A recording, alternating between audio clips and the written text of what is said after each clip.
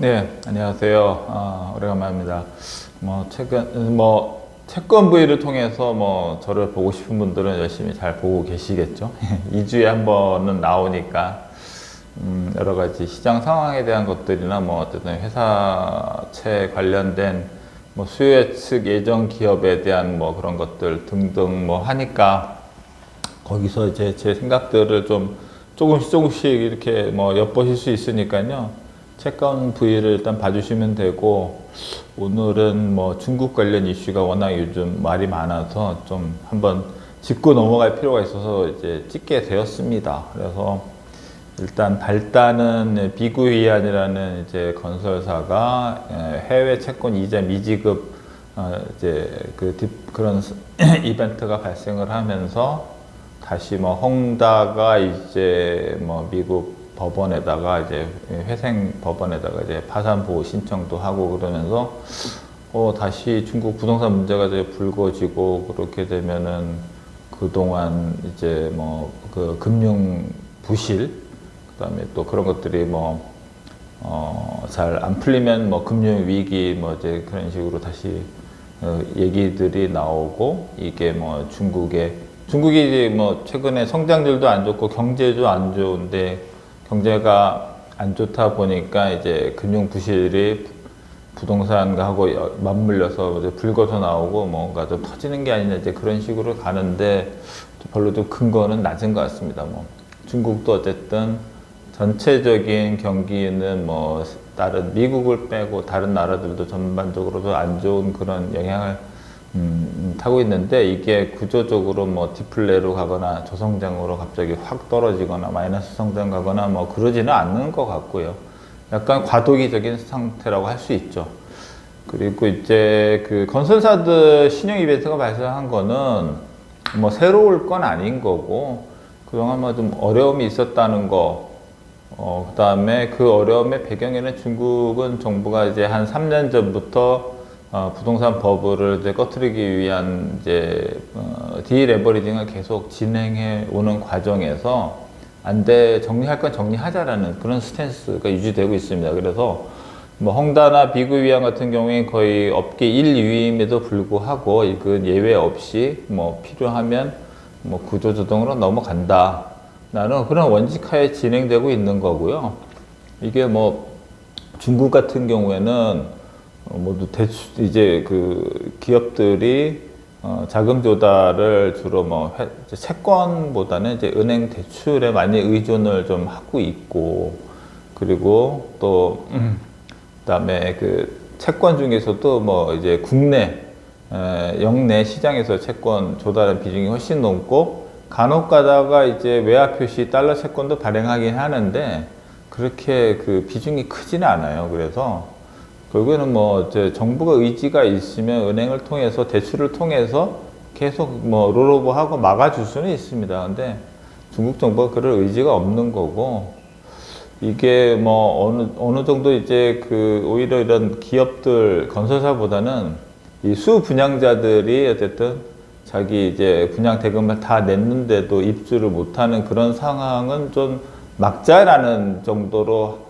이거를 이제 부동산 경기를 연착륙시키려고 하는 그런 과정에 있다고 좀 볼 수 있습니다. 그래서 최근에 이런 것들이 이슈가 나오고 하니까 민감하게 반응하시는데 그럴 필요는 없을 것 같고, 일례로 이제 헝다 같은 경우에 이제 미국 법원에 이제 챕터 15 이렇게 그걸 신청했다는데, 우리나라에 주면 이제 법정가를 신청했다고 보면 되고요.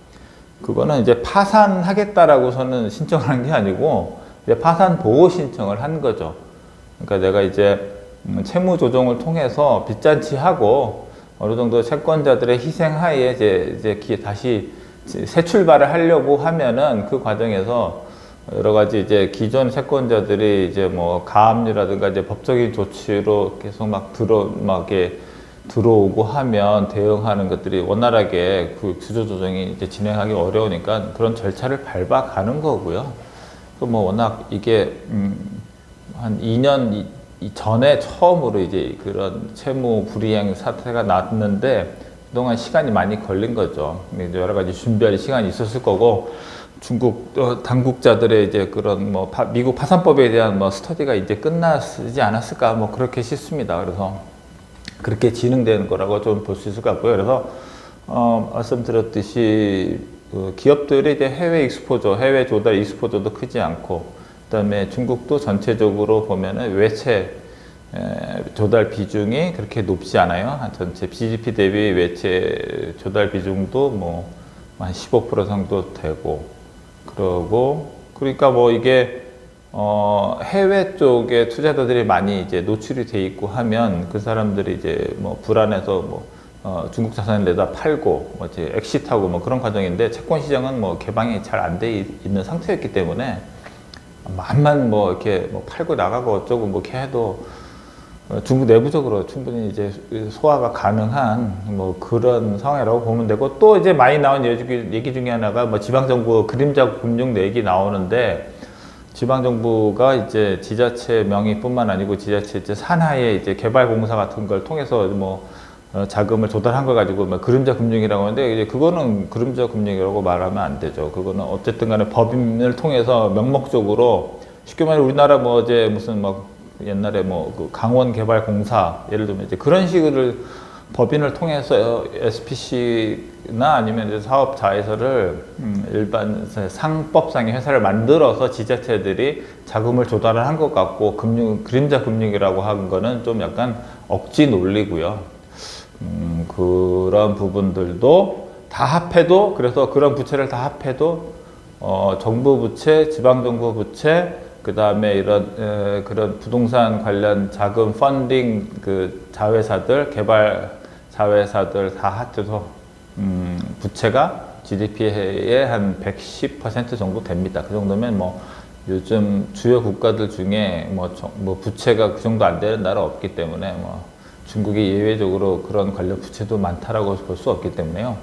결론적으로 이제 중국은 뭐 이게 다행인지 아니면 좋은 건지 나쁜 건지 하여튼 모르겠는데, 결과적으로 해외 자본 시장의 노출도가 높지 않기 때문에 자기들끼리 지지고 볶고 다 이거는 해결되게 돼 있습니다. 그래서 이것 때문에 뭐 어떤 그 국내 한국에 이렇게 악영향을 미치지는 않을 것 같고, 오히려 뭐 좀 구조적으로 중국이 경기가 좀 안 좋아지면 뭐 수출이, 한국이 아무래도 좀 수출이 많이 좀 이렇게 줄고 뭐 그런 영향이 있을 수 있겠죠. 그리고 그것보다 더 훨씬 중요한 최근의 이슈는 어쨌든 그 미국 장기 국채 금리 상승입니다.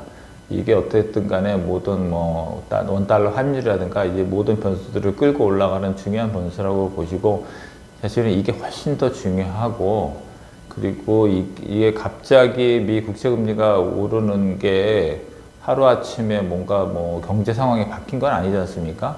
그래서 위험에 대한 인식이, 사람들의 이제 인식이 바뀐 건데, 그 계기가 된 게 이제 피치가 미 정부의 신용 등급을 이제 강등한 거가 어쨌든 발단이 됐다라고 봐야 되고요. 미국이 뭐 재정 적자 어제 오늘의 일도 아니고, 부채가 정부 부채 많은 거 어제 오늘 얘기는 아닌데, 그런 부분에 대해서 새롭게 인식을 하게 되고, 그런 부분들이 이제 리스크 프리미엄이 좀 더 높아지는 그런 과정이라고 좀 보고 있습니다. 이게 그러니까 금리가 올라가는 거는 뭐 인플레가 높고 아니면 성장성이 좋은 결과에 따라서 자연스럽게 금리가 올라가야 하는 현상이 나타날 수도 있지만, 최근의 양상은 그거보다는 약간 리스크 프리미엄을 반영하는, 그러니까 정부도 어쨌든 간에 신뢰를, 채권 시장에서 자금을 조달한다고 하면 뭔가 좀 신뢰를 바탕으로 했을 때 정부도 똑같이 돈을 빌리는 입장에서는 좀 더 신뢰가 떨어지면 빌리는 금리를 더 많이 줘야 되는 그런 상황이라고 좀 볼 수 있겠죠. 그래서 일단 단기적으로 지금은 가장 중요한 이슈는, 그러니까 딱 두 가지만 보시면 될 것 같습니다. 미 10년 국채 금리 하고요. 그 다음에 원달러 환율. 그 두 가지 지표를 보면서 일단은 지금 여러 가지 뭐 자산시장 관련된 대응을 하시면 될 것 같습니다. 오늘은 여기까지 하겠습니다. 감사합니다.